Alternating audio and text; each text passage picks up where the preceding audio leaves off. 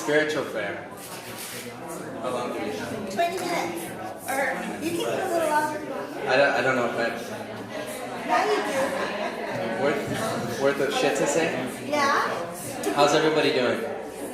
Good. So, my name is Arjuna and I'm a Kundalini Tantra teacher, and I'm a traditional New Mexican healer, a curandero. And I've been practicing Tantra, which is my main gig right now, for close to 10 years, a little bit over 10 years. And what was the woman's name before? Do you guys remember? Tammy. The woman that was just left, what was her name? Wendy. Wendy. Empyrean. She goes by Empyrean. Empyrean. So Empyrean was talking to us about the Kundalini energy. So, are you all familiar with what the Kundalini energy is and its function? Yeah, everyone's saying yes.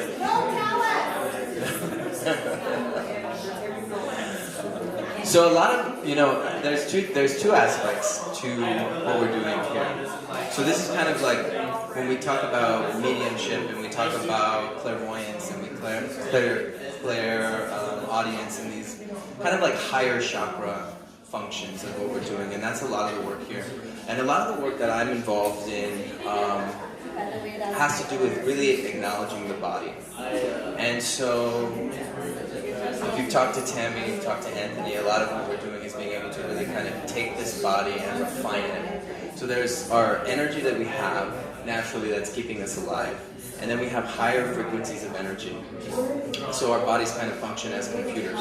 So in order for the body to be able to attune to a new frequency or to hold a higher vibrational energy, you have to be able to sit in that energy for a while. So it's kind of like the cell phone. If you have an iPhone, you download the app, and then every 2 months there's a new upgrade, and you have to go in and the upgrade, then you get the upgrade. Then the next upgrade comes in and it's fixing the bugs that were from that upgrade because your shit's not working and it short circuits. So the same thing is true with our bodies. And so what happens is, and from my experience and what I've seen, is that a lot of people are wanting to focus on these higher chakras. And it's because it's a lot more feel good, gets you blissed out, especially with the Kundalini yoga.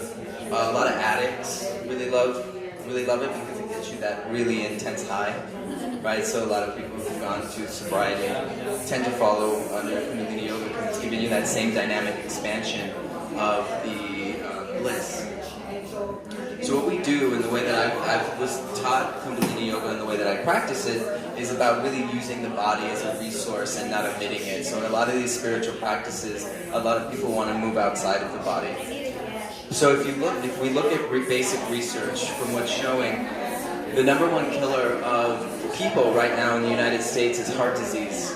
Where does heart disease come from? So heart disease is what they call a disease of affluence. So we've moved into this way of being where we're eating meat 2, 3, 4 times a day, many times a week, many times a month, and then multiply that by the year. So your organs, one, are working all of the time. They don't have any time to take a break. The second part of that is that the body doesn't have the essential nutrients that it needs to actually function. So in order to begin to actually experience the energy at a very, I want to say, I don't know what the word is, in a very refined way, you have to work through the physical body. There's no omitting it. So a lot of people, like my teacher would always say, she's like, everybody wants to have their heart open, and that's great. But the majority of our society has their hearts open. So that what we're really looking at is the trauma that is underneath. So we're working with the first chakra. So there's different systems. In yoga and in Tantra, we use the more of the Indian tantric yogic philosophy of the chakra system. This system is a great blueprint and map, but it's not definitive, so it doesn't mean that it's the end-all, be-all. There's also other methods of being able to move through the body. We have the Kabbalah, the I Ching, the Mayan calendar. These are all astrology. All these different aspects are all essentially saying the same thing as we kind of move and progress through our life, but also through the body. So as we start moving through these different chambers, these different chakras, these different levels, we start to awaken these different parts of our consciousness. the first part of our consciousness that we start to work on is the animalistic concept, which is our fear, our fight or flight. Then we also have all the sexual trauma from the reproduction.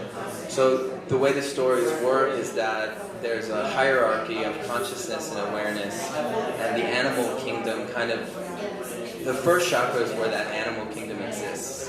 And so that is reproduction, that is survival, that is all the emotions, including the Ismo, we call them the emotions that kill. Anger, fear, sadness, lust, envy, I'm trying to think of the other ones. And so there's different practices around the world that we know that these emotions are experienced physically in the body. And then these physical emotions have a direct relational impact on where it's actually held and where it's felt in the body. And so by beginning to address this, we start to move through the system. And so when you go to the root or you go to the core, so people are always talking about, you need a strong core. We're actually not apples, so we don't have a core like an apple does, but we have a group of muscles that work harmoniously to create and support the structure that we are. So if you look at all the ancient texts, it talks about the temple. So in order for our body to inhabit and hold this higher frequency energy, we have to build our temple up. And it actually starts from the feet. So most people, if we start looking as a practitioner, the first thing I work with people is their feet. What kind of shoes are you wearing? How do you walk? How do you ambulate? What kind of position are you holding your body in? If your body is imbalanced, your whole system is going to be imbalanced. So starting from the feet. So then you have all these people who are like, I'm up in the galactics, I'm channeling, I'm this and that. And I'm like, okay, dude, but you fucking can't even walk. Right? You can't even fucking breathe. So how do you expect to have these higher experiences of energy that's refined and integrated so that you can actually live your life and create? So it's kind of taking back, all right, so we have to go through the closet. We have to clean out what it is first. It's like if you have this, pile of shit, the first thing you're going to do is clean that first layer. You're not going to kind of jump right into it. So you have to go layer by layer. Take up pieces by pieces. So another metaphor is maybe the car. Most people's cars are a vehicle, this thing that inhabits, that our spirit inhabits that we're carrying. It's like a dirty car. So first you have to clean the windshield so you can start to see clearly a little bit. Then you maybe clean a little bit more. Then you need to be able to get in the car, in and out. So if you use that analogy and transform it into the body, the same concept is true. So if you aren't omitting the body, so basic essential nutrients for survival on human Earth, on this experience is what? What is it? Air, right? You need to breathe. What happens if you don't have oxygen in the body? You die. And how long? Relatively 3 minutes it will take before you start to have brain damage. Once the brain starts to function, you don't have the air, the oxidation process taking place, you're not having your body's not exchanging it for carbon dioxide. So your body starts to become poisoned. So we have a respiratory system, and our respiratory system is what is responsible for breathing. How many people have been taught how to breathe? Nobody, right? Maybe one. Okay, one out of 10 have been taught how to, and does your respiratory function, it's optimal? You have an optimal respiratory function, full inhales, exhales, yeah. And how does that change your experience?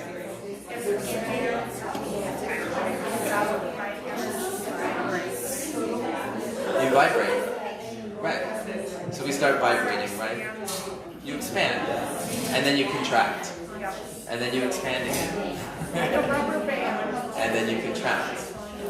Right. Well, hopefully more than a rubber band. Break after a while, girl.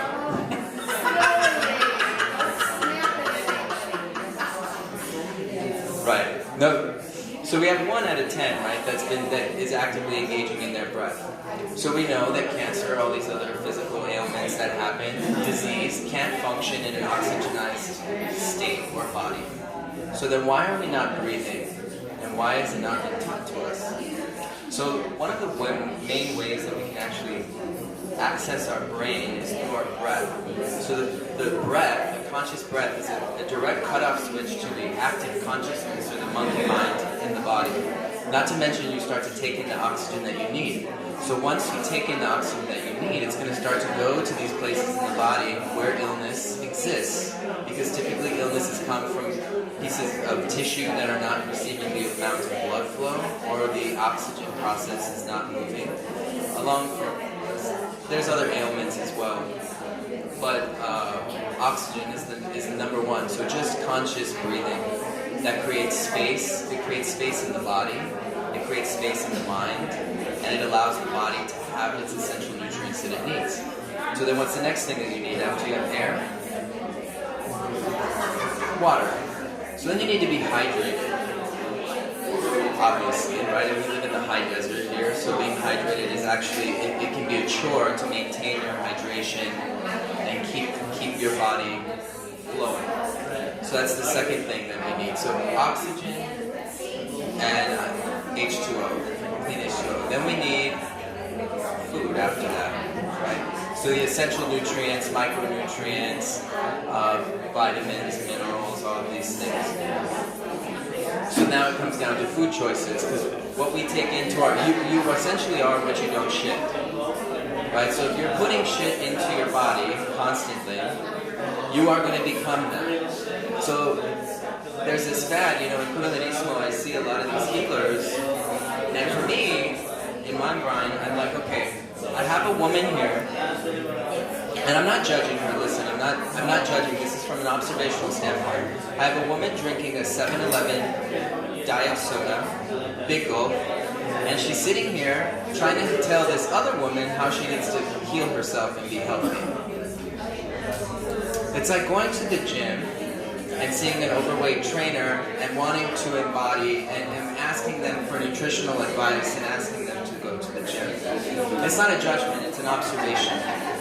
So when we're looking and when we're working in this healing world, a lot of people want to go into that realm and kind of omit the body. But yet, we are having it as, people are on medication, so they're taking all these medications to counteract these other medications. They're having heart attacks, disease. They're filling their body with poison constantly. Sugar, processed sugar, nitrates from meat. They're not engaging in a whole food plant-based diet. And so for me, when I work with people, I'm like, okay, yes, we can teach you how to be energetic and open your chakras and all of this, but at the end of the day, what does it matter if you can't take care of your physical body? So now we're working on longevity. How are you going to be in this body? Because food is not accessible as it was anymore. You have to actively engage in your food choices. You have to choose where you're spending your money, on what you're spending your money on, what the ingredients are in the food. And so what I found is that if you don't have a balanced physical body, if your brain chemistry is not balanced, which means you're not high on sugar, you're not high on drugs, you're not high on caffeine, you're not pumping your system full of acids, nitrates, aflatoxins that come from different food sources, then doing all this other work is almost for naught, because you're trying to enter the system in at the end versus starting it at the beginning. So the actual rate of being able to integrate that is very small. And so over time, I've kind of seen these people and I've witnessed them that want to engage in the energy because it gives you that intense bliss experience. But they don't want to do the physical work of the body to maintain that. And without that, you can't experience the higher realms of the energy, because the body has to be very light for this energy to flow through with the least amount of resistance. If you want to experience high refinement, which is why in a lot of the ancient cultures, they didn't eat lots of meat except when it was necessary, because the body is not actually designed to do this. Now, research is backing all of this information up. So if you don't, there's the people who are like, oh, well, there's no research. There's tons and tons of nutritional research that's been done since the 1940s, 1950s that hasn't made it to the mass populations yet of information. So part of what I'm saying is, all the spiritual shit is great, but if you can't take care of your physical body, then the spiritual shit doesn't matter. Is basically my point.